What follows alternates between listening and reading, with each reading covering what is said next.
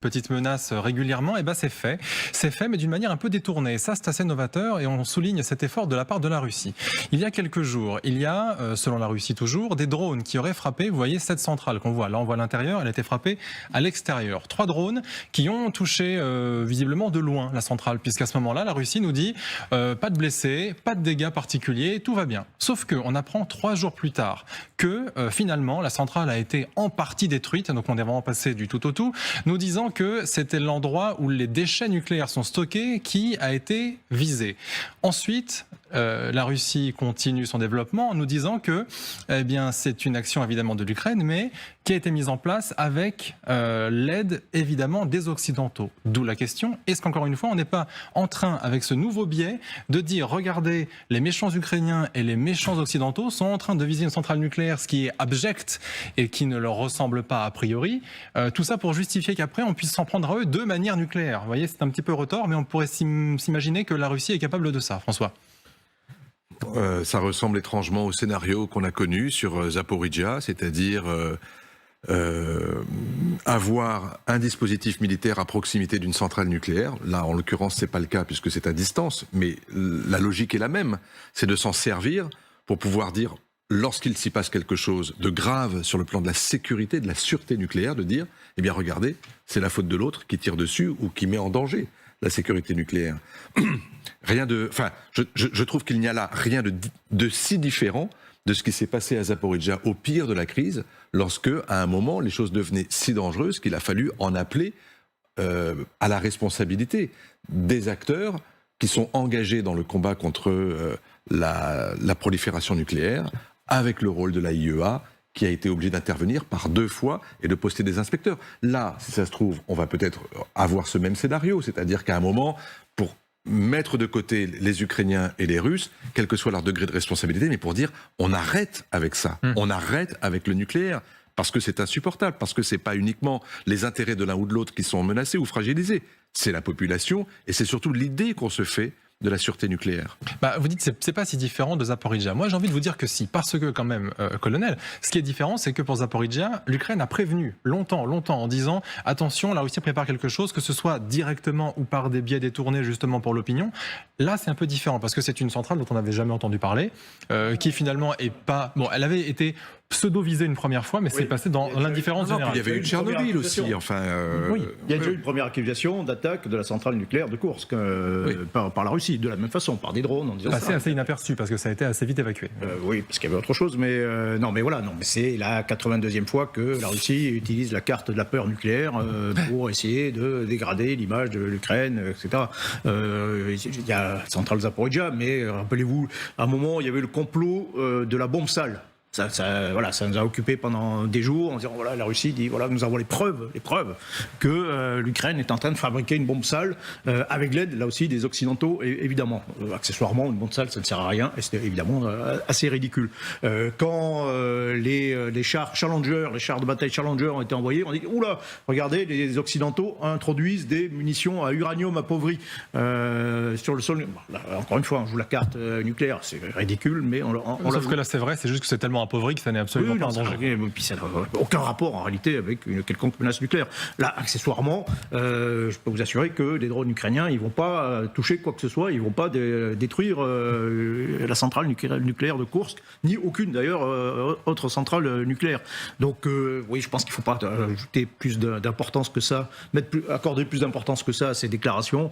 Bon voilà, c'est, je sais pas, ils devaient s'ennuyer, ils ne savaient pas quoi faire. Tiens, ça fait longtemps qu'on n'a pas agité ce truc. Bon, on va le ressortir. Et ce qui est amusant en plus, c'est ce fameux volte-face, c'est-à-dire qu'à quelques jours d'intervalle, on nous dit ça n'a rien touché, tout va bien, et après finalement c'est à moitié détruit. On peut peut-être l'exploiter. Valérie. Le timing, à chaque fois que Poutine agite la menace nucléaire, le timing est toujours le même, c'est quand il est en difficulté sur le terrain. C'est vrai.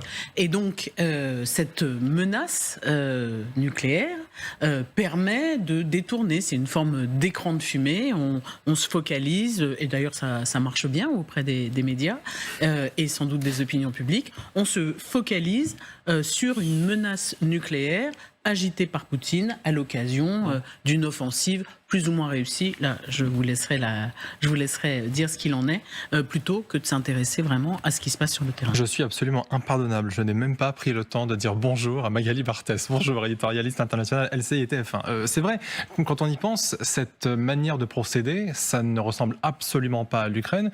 L'armée ukrainienne n'a jamais fait ce type d'action en plus d'1 an et demi. Pourquoi le ferait-elle maintenant, finalement? Non, mais quand même, les services secrets ukrainiens expliquent qu'à côté de cette centrale de Koursk, il y a manifestement un dispositif militaire russe de stockage, notamment de missiles qui servent pour les S-300. Donc, on a déjà parlé quand même de cette centrale et d'éventuels actes de sabotage, notamment des commandos ukrainiens, aux alentours de cette centrale. Alors, est-ce qu'il y a eu une nouvelle action ces derniers temps qui expliquerait qu'ils remettent cette question-là en disant mais attention, parce qu'il y a quand même ce parapluie, on a envie de dire nucléaire, attention, si vous allez là-bas, il y a un risque. Ça peut être aussi la stratégie russe. Juste un mot, ça rappelle aussi l'affaire de Novakhovka, vous savez, le barrage. Les Russes expliquaient que c'était les Ukrainiens qui étaient en train de viser ce barrage. Et en fait, ça leur a permis, après la destruction, de pouvoir expliquer qu'en fait, c'était bien l'Ukraine qui avait cherché à viser ce barrage. Donc il y a toujours ce fameux renversement de la preuve que l'on voit en permanence depuis le début de ce conflit. D'autant que vous le disiez, c'est pas la première fois. À chaque fois qu'il y a une petite bévue sur le terrain, Vladimir Poutine sort cette carte-là. On a compilé pour vous, je sais que vous avez hâte, tous les moments où Vladimir Poutine a justement agité cette menace. Il semble que l'Occident ait effectivement décidé de combattre la Russie, non pas en parole, mais en actes. Si cela se produit, la Russie sera forcée de réagir. Je veux dire, l'Occident collectif commence à utiliser des armes à composante nucléaire. Dans cette situation, le ministère de la Défense et Rosatom doivent s'assurer d'être prêts à tester les armes nucléaires russes. Bien sûr, nous ne serons pas les premiers à le faire. Mais si les États-Unis effectuent des tests, nous le ferons aussi. Personne ne devrait avoir l'illusion que la parité stratégique mondiale peut être violée. Les citoyens de Russie peuvent être sûrs que l'intégrité territoriale de notre parti, notre indépendance et notre liberté seront garanties. Permettez-moi de le souligner une fois de plus. Cela sera fait par tous les moyens à notre disposition. Ceux qui tentent de nous faire chanter avec des armes nucléaires doivent savoir que le vent peut aussi tourner dans leur direction.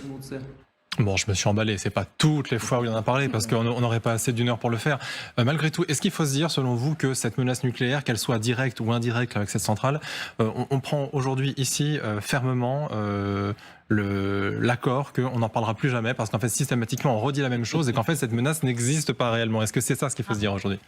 Non, la menace existe. La menace existe, mais ça n'est qu'une menace, indéfiniment brandie, sans jamais vraiment vouloir passer aux actes. Ça fait partie de la stratégie de dissuasion. Dire que ça n'existe pas serait un aveuglement coupable, à mon sens.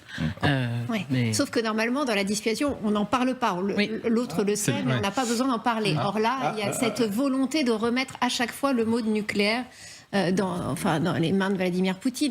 On voit bien dans la bouche de Vladimir Poutine, on voit bien la semaine dernière la Douma qui vote le retrait de l'accord qu'avait signé la Russie sur l'interdiction des essais nucléaires. Il y a une façon de jouer, de se servir de ce mot de nucléaire pour essayer d'intimider. Et c'est ce qu'on voit de toute manière depuis le début de ce conflit. Essayer d'intimider l'Occident, d'essayer d'affaiblir le soutien occidental à l'Ukraine. C'est comme ça que ce mot de nucléaire est utilisé.